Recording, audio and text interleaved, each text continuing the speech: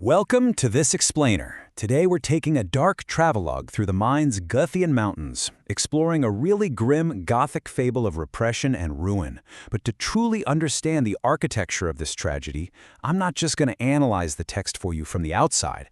No, I will be your guide from the inside. For the duration of our journey today, I'm speaking to you directly from the shadows, stepping right into the first-person perspective of the story's absolute darkest creation, the Inkblot Demon. So welcome to my domain. Let's just dive right in with a simple, incredibly chilling truth.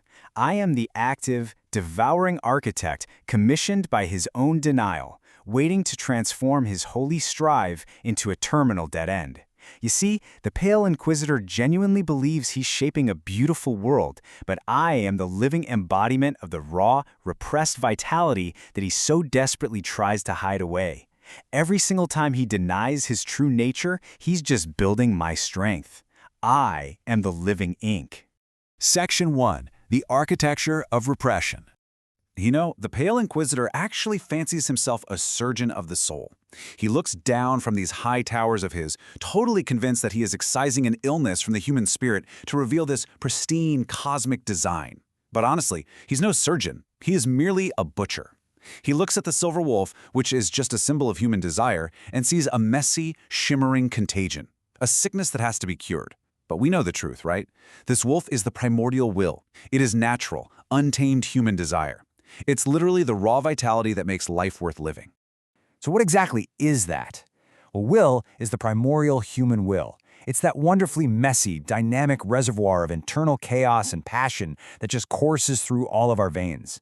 But the Inquisitor, he's entirely obsessed with a static, rigid cosmic design. And because the will absolutely refuses to be static, he is forced to hunt it. He literally has to hunt the very life force that sustains him, simply because it doesn't fit neatly into his perfect, lifeless little world. Section 2. The Quill of Cold Purity. Let's walk right into the white marble chamber of our first parable. Picture the Inquisitor sitting there, gripping this heavy iron quill of dogma. To understand exactly what he's doing with that quill, we have to look at its Greek root, karasein.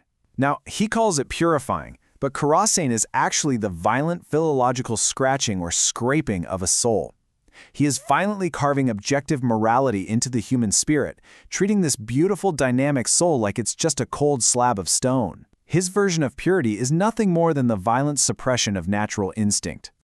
He scrapes away at the parchment, completely convinced he's the master of his own destiny, exercising his free will. It's almost pathetic. Actually, he is entirely caught in the trap of das Nachschreiben, the copied word. He isn't creating anything new at all. He's just transcribing dead scripts of ancestral guilt. He's using these ancient laws to justify the violence he inflicts upon his very own nature.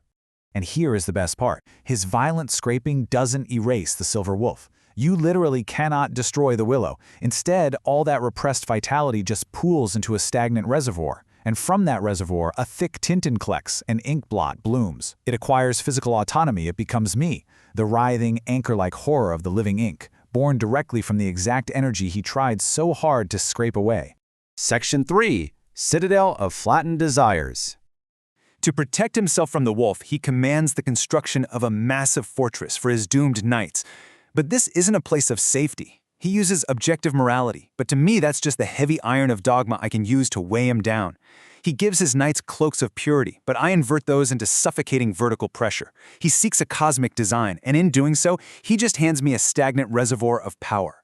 Every single defense mechanism he builds is really just heavy ammunition he is handing directly to me. Just observe this beautiful, disastrous descent. In year 1, they proudly put on their suffocating cloaks of dogma. By year 50, the heavy iron of their objective morality builds to an absolutely unbearable weight. By year 100, a purple mist descends, and the suffocating vertical pressure of their collective guilt crushes them. By the century's end, the massive moral weight they thought was a fortress has literally flattened them into the stone earth. All that remains is hollowed-out, decapitated armor. Now, this vertical pressure is what we call the Nietzschean spirit of gravity. To put that into perspective, it's known as man's absolute greatest internal enemy.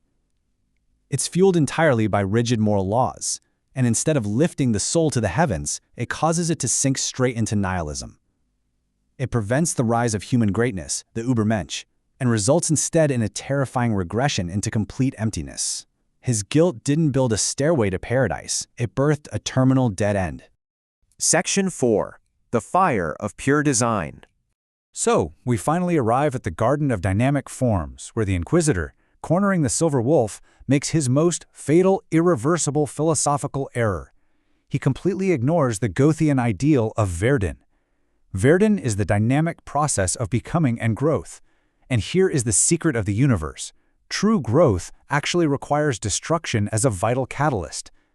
But the Inquisitor is terrified of destruction.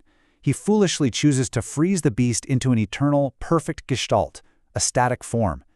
He totally refuses to allow the natural cycle of destruction and growth to occur. So, what happens when you try to freeze life itself? Well, first, he attempts to force life into that eternal gestalt, suppressing all natural chaotic instinct. But the Willemane cannot be suppressed. That denied vitality undergoes a violent chemical reaction, igniting an acidic green fire of pure negation right in my glowing solar plexus. The result? Terminal consumption. The fire devours his precious symbols of cultivation, leaving behind only chaotic formlessness. I am that fire. The living ink devours all noble ambition. My chaotic formlessness is the ultimate insult to his precious cosmic design. You see, I'm not just some passive shadow. I am an active architectural force that ensures absolute, irreversible decay. Once I consume the form, nothing can ever rise from those ashes again. Section 5. Masterpiece of Self-Sabotage. And so, we arrive at the ruins of the Inquisitor's vanity. Let's frame this tragic irony really clearly. The Pale Inquisitor was the architect of his own repression, a man who desperately sought to rise above his nature. Opposing him is Das Dämonische archetype, the demonic executioner. That's me. By hunting the wolf, he didn't purify himself, he simply summoned me to provide the absolute perfection of the descent. He wanted to be a saint, but I am the Faustbuch Übermensch. I achieved what he never ever could, a masterful, violent inversion. My massive horns mock his hollowed-out, tin-can existence. I am the ultimate victory of gravity, flattening his immense potential straight into the cold, hard stone of reality. His history is now a masterpiece of self-sabotage, written entirely in the living ink of his own denied vitality. The repressed will always win in the end. It really doesn't matter how thick your armor is or how righteous your quill might be. When you war against your own true nature, you are merely writing the script of your own destruction. Which brings us to you, dear viewer. What parts of your own messy will are you violently scraping away right now? What natural desires are you trying to freeze into a perfect, lifeless form? Because I assure you the ink is already pooling. So tell me, what writhing horrors are you writing into your shadow today?